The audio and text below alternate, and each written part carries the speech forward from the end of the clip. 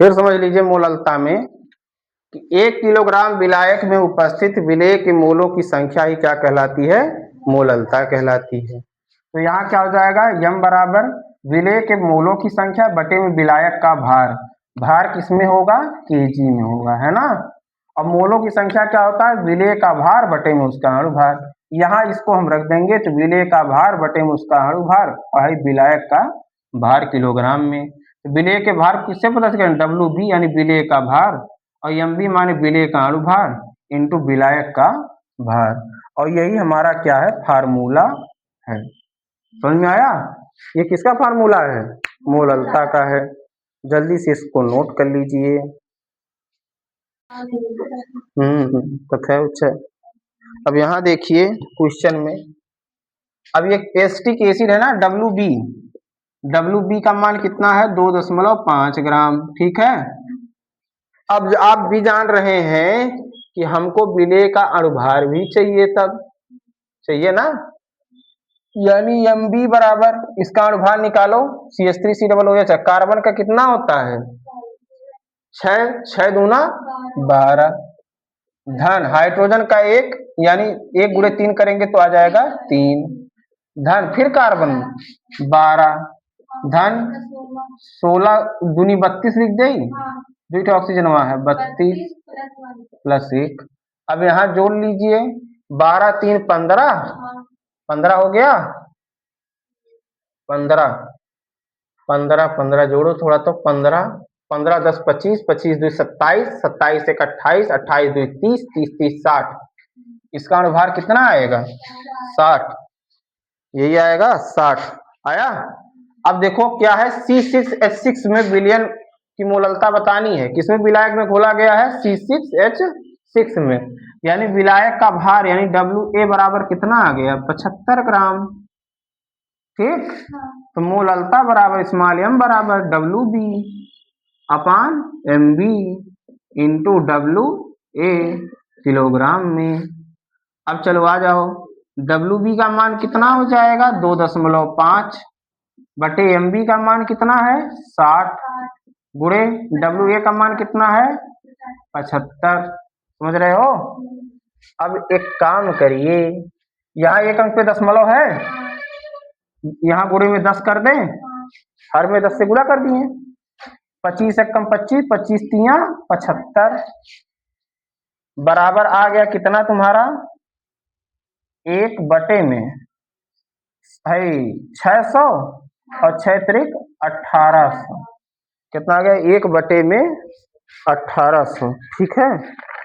1 बटे 1800 करवा तो लगभग तुम्हारा आ जाएगा 0.55, कितना आएगा 0.55, एक सेकंड, 0.55 यम, सॉरी स्मॉल यम, मोललता इसकी आ गई, ठीक है, 0.55 स्मॉल यम, ठीक है। कर लीजिए जल्दी से, आगे हमको पढ़ना है मूल प्रभाज, समझ रहे हैं, मूल प्रभाज भी आज पढ़ लीजिए। चलो आगे देखो, आगे मूल प्रभाज, चलिए लिखिए मूल प्रभाज, मोल प्रभाज हेडिंग बनाएंगे, मोल फ्रैक्शन जिसको बोलते हैं, मोल प्रभाज या इसको बोलेंगे मोल फ्रैक्शन, मोल फ्रैक्शन, और इसको प्रदर्शित किससे करते हैं, चाई से, घरा वाली चाहिया नहीं, चाई से, समझ रहे हो, चाई से प्रदर्शित करते हैं। इसमें देखिए कैसे इसको समझेंगे, देखिए क्या होता है कि यह एक मान लीजिए हमारा बर्तन है, क्या है, बर्तन है, और इसमें हमारा जल भरा गया है, ठीक है, ठीक, और ऊपर से हमारा मान लीजिए कोई नमक वमक डाल दिया गया, तो यहाँ पर क्या होगा, एक विलयन तैयार होगा, विलयन तैयार होगा, और उस विलयन में क्या होंगे, 2 घटक होंगे, एक घटक A होगा, दूसरा घटक B होगा, यानी एक विलेय होगा दूसरा विलायक होगा तभी तो विलयन बनेगा। तो दो घटक होंगे ए और बी। तो अगर हमको मान लीजिए घटक ए का, अगर घटक ए का हमको क्या है यानी एक्स ए का, अगर घटक ए का हमको मूल प्रभाज निकालना पड़े यानी चाई ए का मूल प्रभाज निकालना पड़े तो फार्मूला क्या होता है, यन ए अपान यन ए प्लस यन बी। समझ रहे, यन ए प्लस यन बी। इसी प्रकार अगर घटक बी का मान लीजिए हमको निकालना पड़े तो क्या हो जाएगा, यन बी अपान यन ए प्लस यन बी, यानी कुल मोलों की संख्या। समझ रहे हो। तो मोल प्रभाज की अगर डिफिनीशन बात की जाए, किसी विलयन में उपस्थित, किसी विलयन में उपस्थित किसी घटक का मोल प्रभाज उस घटक के मोलों की संख्या तथा उस विलयन में उपस्थित कुल मोलों की संख्या के अनुपात को ही मोल प्रभाज कहते हैं। फिर सुन लीजिए कि किसी घटक का मोल प्रभाज उस घटक के कुल मोलों की संख्या तथा नहीं, उस घटक के मोलों की संख्या तथा उस विलयन में उपस्थित कुल मोलों की संख्या के अनुपात को ही मोल प्रभाज कहते हैं। इसी बात को लिखेंगे कि देखिए किसी विलयन में उपस्थित किसी घटक का मोल प्रभाज, किसी घटक का मोल प्रभाज किसी घटक का मोल प्रभाज उस घटक के मोलों की संख्या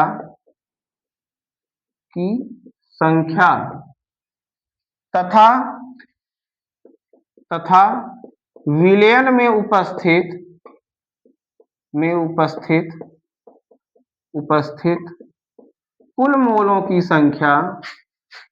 कुल मोलों की संख्या के अनुपात को क्या कहते हैं, मोल प्रभाज कहते हैं। मोल प्रभाज कहते हैं। इस बात समझ में आ गई मोल प्रभाज की डिफिनीशन। उसी प्रकार घटक बी के लिए भी तो वही परिभाषा होगी कि किसी विलयन में उपस्थित किसी घटक यानी घटक बी का मोल प्रभाज तथा कुल मोलों की संख्या के अनुपात को ही उसका मोल प्रभाज कहते हैं। ये बात सबको समझ में आ गई कि नहीं आ गई मोल प्रभाज की। अब भूलोगे कभी, बोलिए, नहीं ना भूलिएगा। यही दोनों हमारे क्या हैं, मोल प्रभाज के फार्मूले हैं। इनको याद कर लीजिए जल्दी जल्दी। चलो देखो इस पे न्यूमेरिकल देखो। क्वेश्चन हमारा है 40 ग्राम NaOH 40 ग्राम NaOH 40 ग्राम NaOH को 90 ग्राम H2O में घोला गया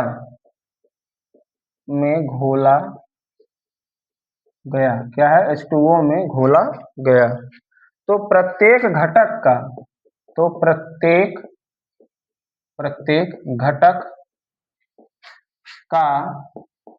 मोल प्रभाज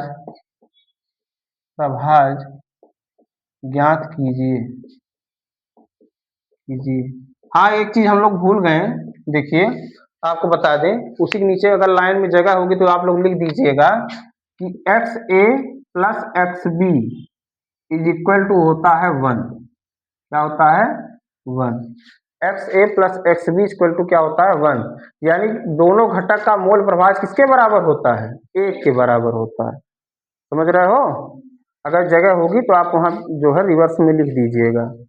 बाकी आइए अपने न्यूमेरिकल पे, XA प्लस XB बराबर होता है 1, है ना। अब आप चलें आगे। मोलों की संख्या कैसे निकलती है जी, भार बटे मुस्कान भार, है ना। आ जाइए। अब NaOH यहाँ पर क्या है, भार है, विलेय का भार है ना, यानी WB बराबर क्या हो गया, 40 ग्राम हो गया। अब NaOH का अणुभार निकाल दीजिए इसी समय। Mb बराबर क्या आ जाएगा, सोडियम का होता है 11 दूनी 22 एक 23 धन का 16 और प्लस का 1, कितना हो जाएगा, सोडियम को तो 11 11 दूनी 22, हाँ 22 एक 23 होता है, ठीक है। अब देखो 6 3 9 9 1 10 40 होगा ना, इसका हो गया 40। इधर देखो 90 ग्राम H2O, अब H2O यानी विलायक का, समझ रहे हो, WA बराबर कितना हो गया, 90 ग्राम हो गया। और जल का जो अणुभार होता है कितना होता है, 18 होता है, कितना होता है, 18। निकाल दीजिए, निकाल दें, 16 2 18 होता है, ठीक है। अब आप मोलों की संख्या निकालिए, NB बराबर क्या होगा, WB, सॉरी हाँ नहीं नहीं नहीं एक मिनट, हाँ NB का मान, हाँ ठीक है, WB अपान MB, समझ रहे हो। अब WB का मान कितना है, यहाँ देखो 40 बटे में 40, काट दीजिएगा, कितना आएगा, 1 मोल, कितना आया, 1 मोल, यानी विलेय का कितना मोल है, 1 मोल। आ जाइए यहाँ, Na बराबर WA अपान MA, सॉरी यहाँ क्या रहेगा, MA। अब 90 बटे में 18, 18 पच्चे 90 होता है, सही बताना, 5 मोल हो गया, 5 मोल। अब हम क्या लगाएंगे, हमको देखिए दोनों के मोल पता चल गए हैं ना, अब हमको किसका अलग अलग दोनों प्रत्येक घटक का मोल प्रभाव, यानी अब हम निकालेंगे पहले XB बराबर क्या होगा, XB या चाई B यानी विलेय का मोल प्रभाव। तो क्या होगा यहाँ पर, NB यानी विलेय के मोलों की संख्या बटे में कुल मोलों की संख्या, यानी Na प्लस NB, समझ रहे हो। अब NB का मान कितना है, देखो 1 बटे में, अब Na प्लस NB यानी 5 और 1 जोड़ देगा, कितना हो जाए, 6 होगा ना।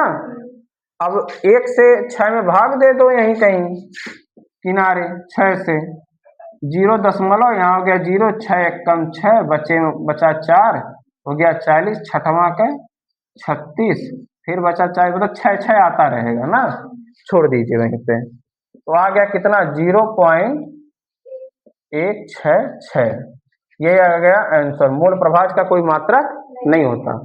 आ जाओ यहाँ, NB का मान तो निकल गया, अब Na निकाल लो, Na बराबर, तो Na अपान Na प्लस NB, प्रत्येक घटक का निकालना है ना।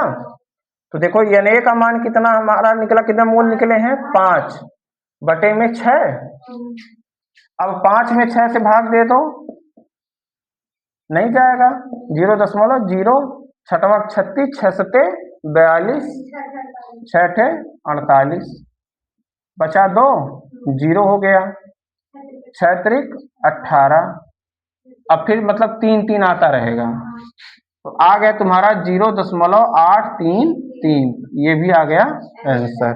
बोलिए समझ में आया सबको, ना समझ में आया हो तो कहिए दोहरा दें, कोई दिक्कत नहीं है, ठीक है, नोट कर लीजिए। अभी इसमें एक का न्यूमेरिकल बताएंगे, मान लीजिए कहीं अगर हाई वाला आ गया तो ध्यान रखिएगा XA प्लस XB, मान लीजिए अगर हम घटक A का अगर मोल प्रभाव निकाल देते हैं तो घटक B का XA को पक्षांतर करके XB का मोल प्रभाव निकाल सकते हैं। तो जहां तक लगता है कि अगर उस पर आप लोग जाएंगे किताब से न्यूमेरिकल लगाइएगा, ठीक है। चलिए आज की क्लास यहीं खत्म होती है, धन्यवाद।